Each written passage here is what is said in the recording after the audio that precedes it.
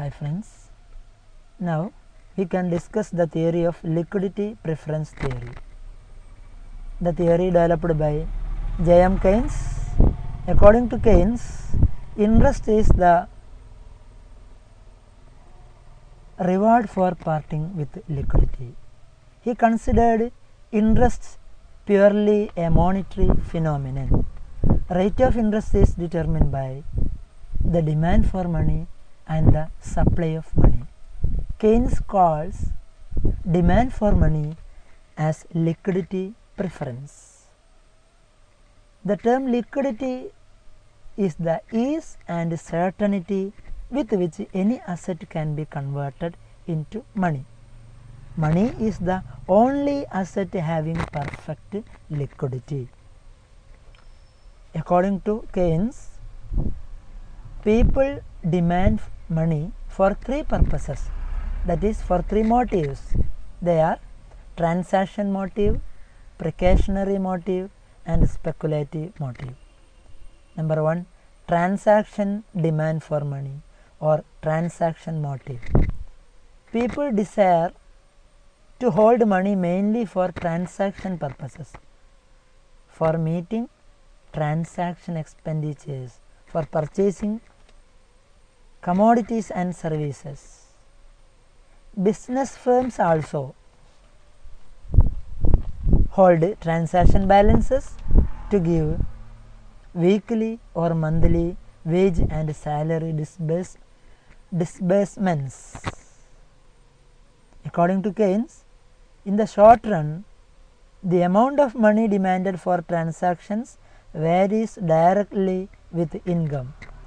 We can denote transaction demand for money as a function of income, that is MT equal to the function of Y.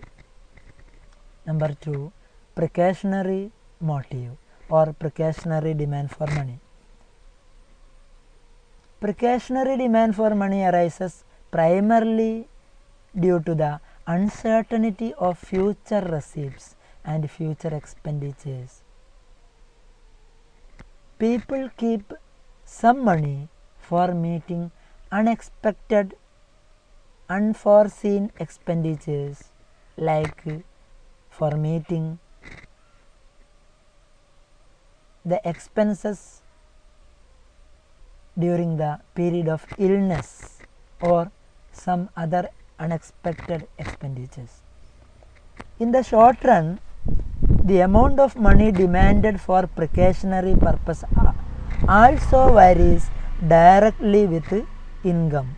Thus, precautionary motive is also a function of income, that is MP equal to the function of Y. Number 3, speculative motive or speculative demand for money. Speculative motive for holding money arises from the expectations about the behavior of the market interest rates and the prices of bonds. According to Keynes, there is inverse relationship between bond prices and the market rate of interest. If the rate of interest is very high, the possibility is for a decrease in the market rate of interest. A decrease in the market rate of interest lead to increase in the price of bond. Thus, more amount of wealth will be held in terms of bonds at a high rate of interest, and corresponding speculative demand for money is very low. On the other hand, an increase in the market rate of interest from a low level will result a decrease in the price of bonds. Thus, it is not safe to invest in bonds during the periods of low interest rate, because people expect the market rate of interest will increase during the coming future. When market rate of interest increases, the bond price falls. The speculative demand for money increases corresponding to lower rate of interest. Thus, there exists an inverse relationship between the speculative demand for money and the rate of interest. It is shown in the diagram. X-axis measures speculative demand for money and y-axis measures rate of interest, and the speculative demand for money, the curve EMS is downward sloping, which is the function of rate of interest. Thus, according to Keynes, demand for money consists of transaction demand for money, precautionary demand for money, and speculative demand for money. Therefore, total demand for money will be equal to demand for money for transaction purpose plus demand for money for precautionary purpose and demand for money for speculative purpose. The supply of money is determined by the central bank of a country, and thus it can be represented by a vertical straight line with regard to a given period of time. The equilibrium rate of interest is determined by both demand for money and supply of money, and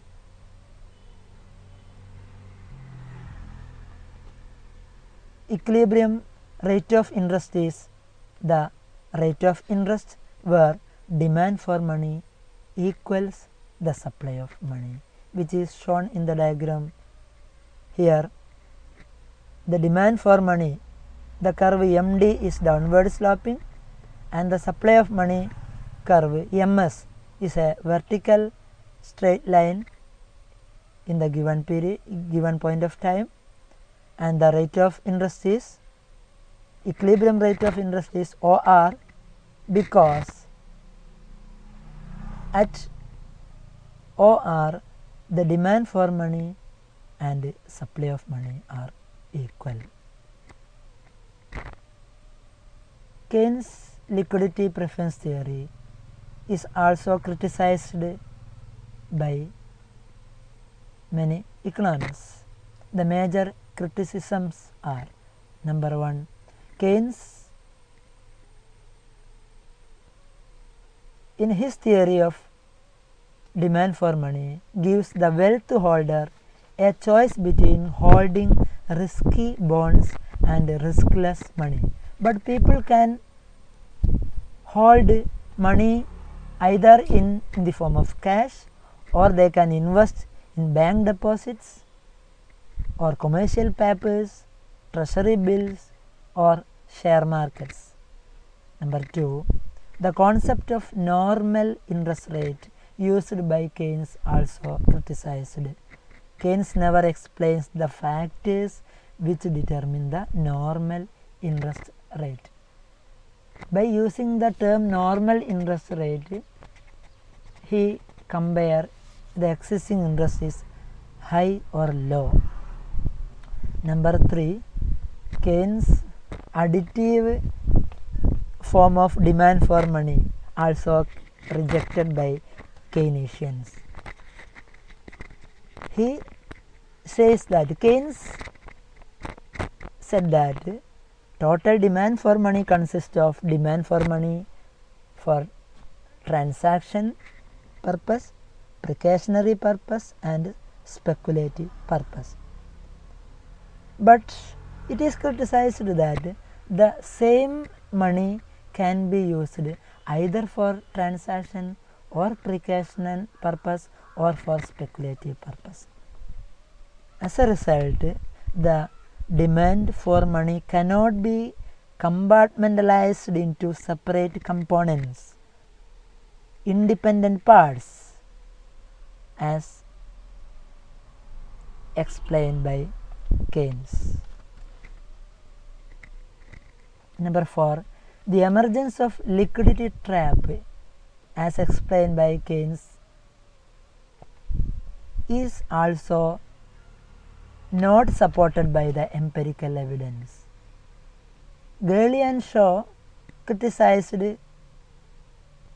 Keynes' theory as liquidity is not the major factor in the determination of the interest rate. Number 6. James Tobin also criticized that Keynes' liquidity preference theory failed to analyze the role of wealth in the determination of the demand for money.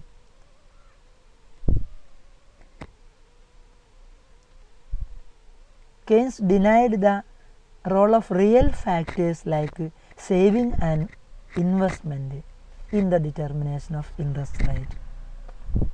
Another criticism is Keynes regarded the rate of interest as the reward for parting with liquidity and not as a return for saving. According to Weiner, there can be no liquidity to surrender without saving. According to Hansen, the level of income is important.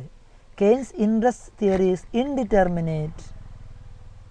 Unless the income level is already known, the demand and supply curves of money cannot tell us what the rate of interest will be. As we know, the level of income determines saving. The level of income thus determines investment. The investment determines income, and thus income determines the interest rate. So without knowing the income, without explaining the income, a theory, an interest theory cannot be comprehensive according to Hansen. Now we can discuss the concept of liquidity trap as explained by Keynes.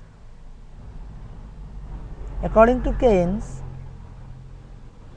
the speculative demand for money is inversely related to rate of interest.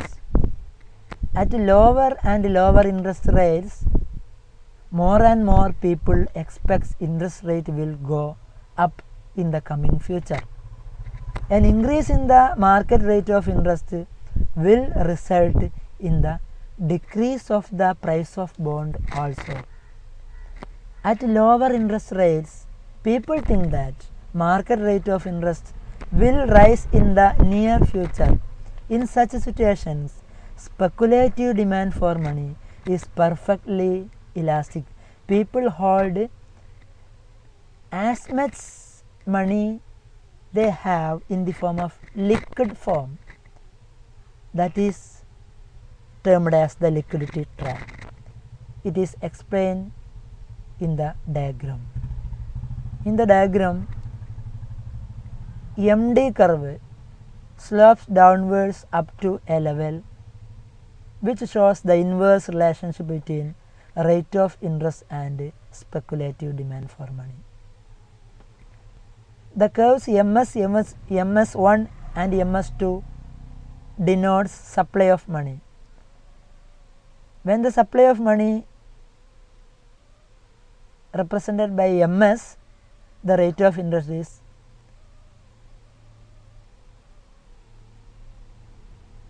relatively higher because the supply curve MS intersects the demand curve MD at the point which note the equilibrium position. But when money supply increases, the equilibrium rate of interest falls because in this point demand for money and the supply of money MS1 are equal. When money supply increases further, the equilibrium rate of interest falls further and reaches at 2%. At the MS2, money supply is MS2, equilibrium rate of interest is only 2%. It is very low, and when the rate of interest is very low, people hold any quantity of money in liquid form, and this problem is denoted as liquidity trap by Keynes. Liquidity trap, or it becomes a problem because further fall in rate of interest is not possible, and people think that since the interest rate is very low, the possibility is increase in the interest rate during the coming future. Therefore, when interest rate increases, the price of bond will fall. As a result, people will not invest in bonds, and they hold the entire quantities of money in idle balances or in cash itself, and this is denoted as liquidity trap. The major implications of liquidity trap are: number 1, rate of interest never equals to 0. It never becomes 0. Number 2, rate of interest cannot be pushed down below the liquidity trap. Number 3, at the level of liquidity trap, monetary policy becomes ineffective. Keynes explained this as increasing the money supply to decrease the interest rate in order to stimulate investment did not work in the liquidity trap because the further fall in interest rate is not possible here. And now we can conclude here. Thank you.